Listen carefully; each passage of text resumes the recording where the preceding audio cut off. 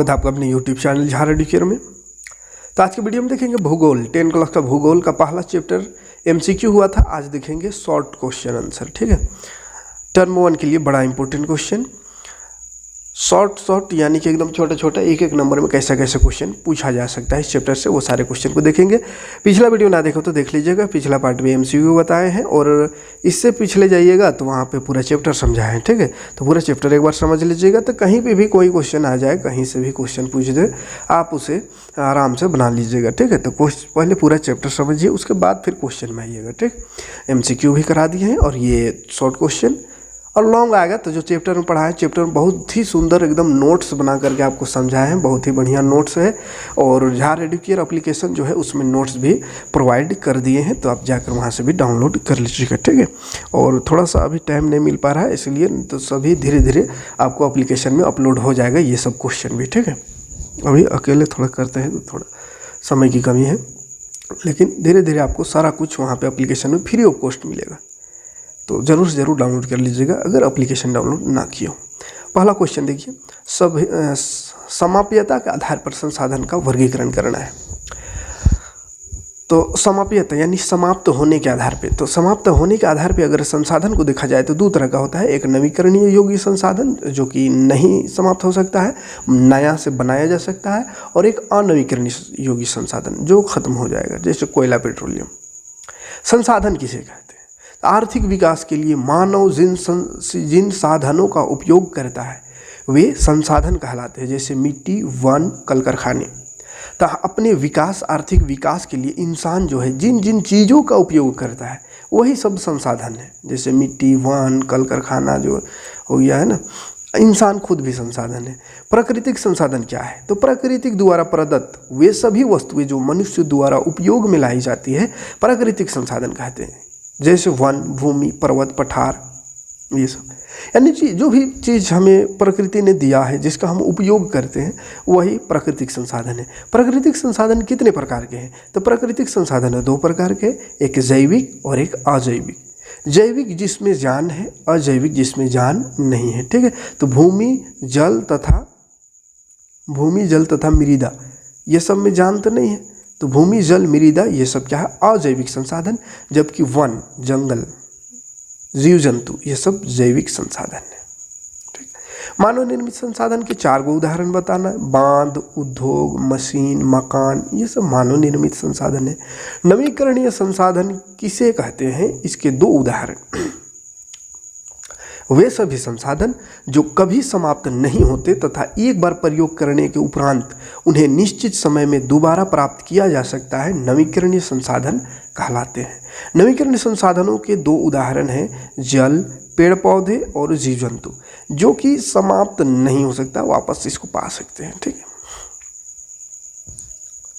अनवीकरणीय संसाधन तो समाप्त होने वाला है ना, वे सभी संसाधन जो एक बार प्रयोग के उपरांत समाप्त हो जाता है तथा उन्हें निश्चित समयावधि में दोबारा प्राप्त नहीं किया जा सकता, अनवीकरणीय संसाधन कहलाता है। ठीक है, यानी ऐसा चीज, ऐसा संसाधन जिसका उपयोग एक बार कर दिए, जो खत्म एक बार, तो वापस उसको दोबारा पाना संभव नहीं है, बहुत समय लग जाता है, निश्चित समयावधि में उसको दोबारा नहीं प्राप्त कर सकते। जैसे पेट्रोल खत्म हो गया तो फिर दोबारा पेट्रोल बनना संभव नहीं है। ठीक है, अनवीकरणीय संसाधन का उदाहरण खनिज और गैस एवं कोयला और पेट्रोलियम, ये सब। परंपरागत ऊर्जा के 2 स्रोतों का नाम। परंपरागत ऊर्जा जो चलते आ रहा है, कोयला, पेट्रोलियम। ठीक है, संसाधनों का संरक्षण क्यों आवश्यक है?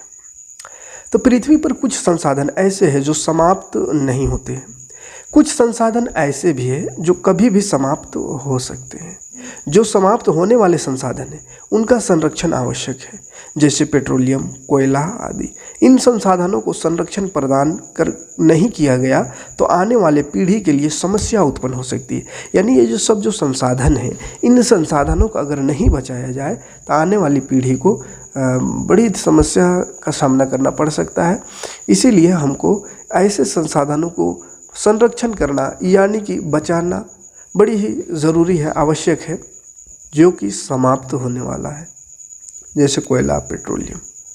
जैविक और अजैविक संसाधनों के 2 उदाहरण दें तो वन और जीव जंतु, ये तो जैविक संसाधन। जबकि भूमि, जल, मृदा ये सब अजैविक। अजैविक जिसमें जान नहीं है और जिसमें जान है उसको जैविक है।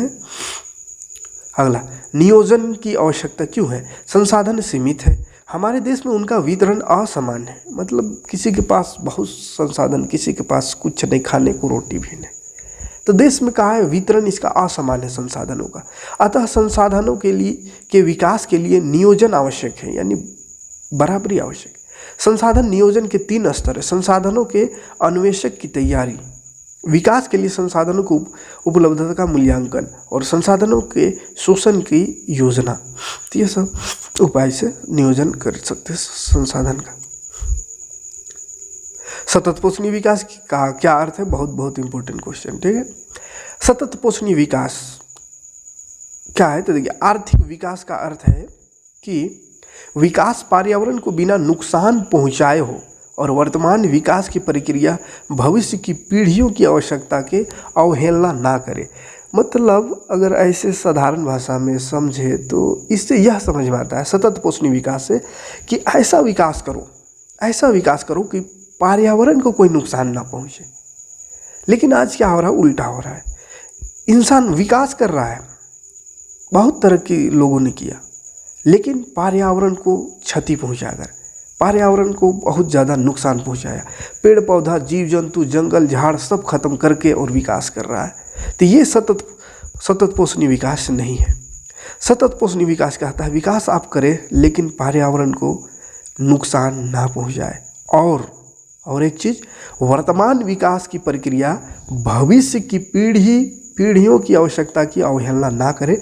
यानी कि अभी का जो विकास कर रहा है ये ऐसा ना हो कि कल भविष्य में हमारे बाद जो पीढ़ी आएगी उसको कठिनाई हो, यानी उसको कुछ कमी हो। यानी कि विकास का चक्कर में इतना ज़्यादा बर्बाद कर दिए पेट्रोल, कोयला, ये सब जो अनवीकरणीय संसाधन है वो सबको, कि आने वाली पीढ़ी के लिए कोयला, पेट्रोल ये सब बचा ही नहीं। तो ये भी सतत पोषणीय विकास नहीं है। सतत पोषणीय विकास में पर्यावरण को भी देखना है और आने वाली पीढ़ियों के लिए भी चीज़ों को संजो के रखना है। अगला, आयु के आधार पर जलोढ़ मृदाएं कितनी प्रकार की होती है? तो 2 तरह का, एक पुराना वाला जिसको बांगर कहते हैं और नया वाला को खादर कहते हैं, ठीक है। बांगर मृदा में कंकड़ ग्रंथियों की मात्रा ज़्यादा होती है, कंकड़ ज़्यादा होता है, और खादर जो होता है नया वाला, उसमें बांगर मृदा की तुलना में ज़्यादा महीन कण पाया जाता है ना, पतला कण होता है, छोटा छोटा। पंजाब में भूमि के निम्नीकरण का मुख्य कारण क्या है? तो पंजाब में जो भूमि का निम्नीकरण हो रहा है उसका मुख्य कारण है अत्यधिक सिंचाई, बहुत ज़्यादा सिंचाई वहाँ पर, इसीलिए भूमि का निम्नीकरण हो रहा है। पूर्वी तट के नदी डेल्टाओं पर किस प्रकार की मृदा पाई जाती है? इस प्रकार के मृदा की 3 विशेषताएं, मुख्य विशेषताएं लिखना है। तो पूर्वी तट के नदी डेल्टाओं में जलोढ़ मृदा पाई जाती है, और इस प्रकार की मृदा की मुख्य विशेषता है क्या है? तो जलोढ़ मृदा का निर्माण नदियों द्वारा लाए गए अवसादों से होता है, नदी का द्वारा अवसाद से लाया गया अवसादों से, है ना। और जलोढ़ मिट्टी सभी फसलों के लिए उपयुक्त होती है और काफ़ी उपजाऊ होता है। यह देश की महत्वपूर्ण मृदा है जो देश की एक विस्तृत क्षेत्र में फैली हुई है, माने ज़्यादातर हिस्सा में फैला हुआ है। मृदा किस प्रकार बनती है? मिट्टी, मृदा अपरदन कई प्रकार से होते हैं। नदियों द्वारा लाए गए अवसादों से मृदा बनती है, ज्वालामुखी उद्गारों से, जैविक कारणों जैसे जंतु और पौधों की क्रियाओं से भी मृदा बनती है। 3 राज्यों के नाम बताइए जहाँ काली मृदा पाई जाती है। इस पर मुख्य रूप से कौन सी फसल उगाई जाती है? तो 3 राज्य जहाँ काली मृदा पाई जाती है वो है गुजरात, महाराष्ट्र, मध्य प्रदेश। गुजरात, महाराष्ट्र, मध्य प्रदेश, है ना। JMM याद रखिएगा काली मिट्टी के लिए। JMM झारखंड वाले जो होंगे वो तो JMM जान रहे, झारखंड मुक्ति मोर्चा याद रखिएगा, मुख्यमंत्री यही है, यही का JMM का। तो 3 राज्य जहाँ काली मिट्टी पाई जाती है, तो काली मिट्टी याद रखिएगा JMM, गुजरात, महाराष्ट्र, मध्य प्रदेश, ठीक है, काला मिट्टी पाए। ऐसी मिट्टी में मुख्य रूप से कपास की फसल उगाई जाती है। जैव और अजैव संसाधन क्या है? बार बार ही पूछ रहा है, क्या है कोई इतना, तब ये बार बार आ रहा है बोला। जिसमें जीवन व्याप्त होता है जैव संसाधन, और जिसमें जीवन नहीं होता है अजैव संसाधन, ठीक है, एग्जाम्पल मनुष्य, पशु, ये सब वनस्पति जैव है, और चट्टान, धातु, ये सब अजैव। मृदा का अपर्दन किस प्रकार? मृदा का अपर्दन प्रवाही जल और पवन द्वारा होता है। मृदा अपर्दन अत्यधिक वर्षा वाले क्षेत्र और पर्वत भागों में भी अधिक होता है। तो मृदा पानी, जल और पवन के द्वारा होता है इसका अपर्दन, माने कटता है। ज़्यादातर अधिक वर्षा वाले क्षेत्र में मिट्टी कटता है ना, और पहाड़ी पर्वतीय भाग में, पहाड़ से पानी गिरेगा, मिट्टी उट्टी को बहा ले जाए। भूक्षरण या भूमि निम्नीकरण का क्या अर्थ है? तो कुछ प्राकृतिक कारणों जैसे मृदा अपक्षय आदि तथा मानव की गतिविधियों द्वारा भूमि अनुपजाऊ होती जा रही है। सही बात है, बंजर होती जा रही है, इसे भूक्षरण कहते हैं। वनों की कटाई तथा पशुओं की अधिक चराई इसके दो मुख्य कारण हैं। समझ में आ रहा? भूक्षरण, उपजाऊ खत्म होते जा रहा है जमीन का, मिट्टी का, उसी को भूक्षरण कहते हैं। काली मिट्टी की दो विशेषता। तो काली मिट्टी नमी सोखने की क्षमता बहुत अधिक होती है, पानी को सोखने की क्षमता।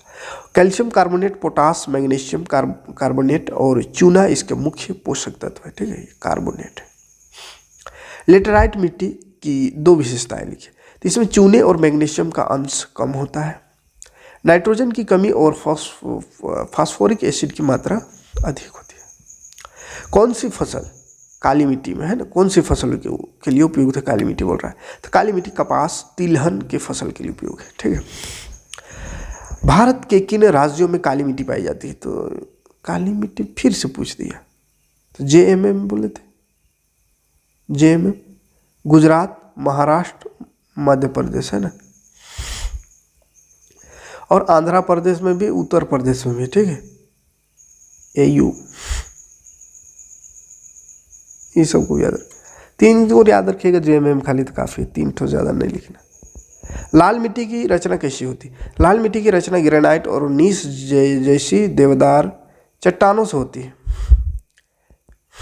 रवेदार चट्टानों से होती है। ठीक है, ग्रेनाइट और नीस जैसी। लोहे की यौगिकों की अधिकता के कारण इसका रंग लाल हो जाता है। ठीक है।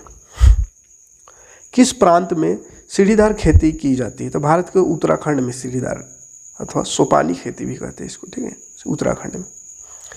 अगला प्रश्न, उत्खात भूमि क्या है? बहता हुआ जल मिट्टी को काटते हुए गहरी नालियां बना देता है, जिन्हें अवनलिकाओं के नाम से जाना जाता है। ऐसी भूमि कृषि योग्य नहीं रह जाती, अतः इसे उत्खात भूमि के नाम से जाना जाता है। ठीक है, यानी पानी बहते बहते कटते हुए जो मिट्टी जो है वो गहरा नाला बन जाता है। ठीक है, ढोढ़ा जिसको बोलते हैं, तो नाला बन जाता है, धीरे धीरे वो नदी बन जाता है ना, तो खेती के लायक नहीं रह जाता है, उसी को उत्खात भूमि कहते हैं। क्लियर है? इतना क्वेश्चन काफ़ी है इस चैप्टर से। ठीक है, क्योंकि इस बार तो शॉर्ट क्वेश्चन पूछेगा, लॉन्ग को देखने की जरूरत नहीं है, और चैप्टर पूरा समझ लीजिएगा, ताकि अगर लॉन्ग क्वेश्चन आए या कुछ भी क्वेश्चन आए चैप्टर समझे रहिएगा। जो कि नोट जो दिखाए हैं वो नोट देख लीजिएगा एक बार ना, तो फिर और टेंशन दूर हो जाएगा। ठीक है, तो मिलते हैं नेक्स्ट वीडियो में। पिछला वीडियो सब भी देखते रहिए, ना देखा होता। Thanks for watching. जय